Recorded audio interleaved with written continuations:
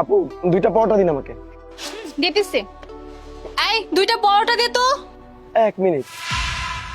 আপু তো AB group of industries এর মালিকের মেয়ে, মানে আই মিন আপনি তো ওই কোম্পানির সিইও, রাইট? হ্যাঁ ছিলাম, কিন্তু এখন আর নেই। কিন্তু এত বড় একটা কোম্পানির সিইও থাকা অবস্থায় আপনি এরকম একটা রেস্টুরেন্টে কি করতেছেন? আসলে ভাইয়া, একটা কোম্পানিতে বসই সবকিছু না, ইনভেস্টরও অনেক ইম্পর্টেন্ট। আর একজন ইনভেস্টর চাইলে বসকেও কিন্তু বের করে দিতে পারে। আর বলতে পারেন আমি কোম্পানি থেকে রিজাইন নিয়েছি। আচ্ছা, কিন্তু আমি যতটুকু জানি আপনার বাবা তো অনেক ভালো মানুষ ছিল। আর আমি আপনার বাবার আন্ডারে চাকরি করতাম উত্তরা ব্রাঞ্চে, ওখান থেকে আপনাকে চিনি। আচ্ছা, একটা কথা বলুন তো, মানে আপনি এত বড় একটা কোম্পানির সিইও, আপনি কোম্পানি ছেড়ে যখন রেস্টুরেন্টে জব নিলেন, মানে আপনাকে কেউ কি হেল্প করে না? অনেক এমপ্লয়ি তো ছিল, আপনার বাবার ঘনিষ্ঠ অনেকেই ছিল। ভাইয়া, আসলে হেল্প মানুষ তাকেই করে যার টাকা আছে, পাওয়ার আছে। আর এই দুইটাই আমার কাছে নাই, তাই আমাকেও ভয় কেউ হেল্প করতে আসেনি। হ্যাঁ, সেটা আপনি একদম ঠিক বলছেন, কিন্তু একটা কথা বুঝতেছি না, কোম্পানি তো খুব ভালো মতোই চলতেছিল, তাহলে আপনি এখানে কিভাবে? হ্যাঁ, কোম্পানি ঠিক মতোই চলতেছিল, ইভেন কোম্পানি এখন ঠিকঠাক মতোই চলতেছে, কিন্তু বাবা মারা যাওয়ার পরে আমি যখন কোম্পানি সিইও হই, এরপরে আমি এই কোম্পানির একজন এমপ্লয়িকে বিয়ে করি। আর ওইটাই ছিল আমার সব থেকে বড় ভুল।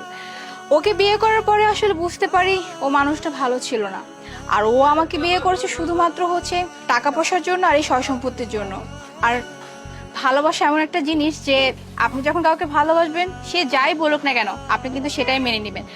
তাই ও আমাকে যখন যে পেপারসে যেখানে আমাকে সাইন করতে বলতো, আমি নির্দ্বিধায় সাইন করে দিতাম।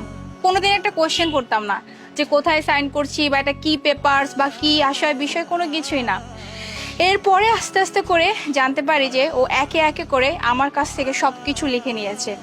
আমার কোম্পানি, তারপরে আমাদের প্রপার্টিজ যেগুলো আমার বাবা আমার নামে লিখে দিয়েছিল, সবকিছু আমার থেকে লিখে নিয়েছে। আর এরপরে আমি ওকে ডিভোর্স দিয়ে দিই। হ্যাঁ, আমি চাইলে ওর কাছ থেকে বড় একটা অ্যামাউন্টে অ্যালিমনি নিতে পারতাম, কিন্তু আমি নিজেই চাইনি ওর কাছ থেকে কোনো টাকা নিতে, কারণ ওই টাকার আমার কোনো প্রয়োজন নেই। কারণ এতটুকু বিশ্বাস আমার মধ্যে আছে যে আমি যদি চেষ্টা করি তাহলে আবার সবকিছু বিল্ড আপ করতে পারবো। তাই আমি ট্রাই করেই যাচ্ছি। আর আমার বাবা না একটা কথা সবসময় বলতো যে লাইফে যদি কখনো তুমি ধাক্কা না খাও, তাহলে তুমি সামনের দিকে কখনোই আগাতে পারবে না। লাইফে যত তুমি ধাক্কা খাবা, তোমার সামনের রাস্তা তত প্রসারিত হবে। তাই আমি সব নিয়ে ভাবি না, আমি চেষ্টা করে যাচ্ছি, ইনশাল্লাহ আমি আবার সবকিছু বিল্ড আপ করতে পারবো।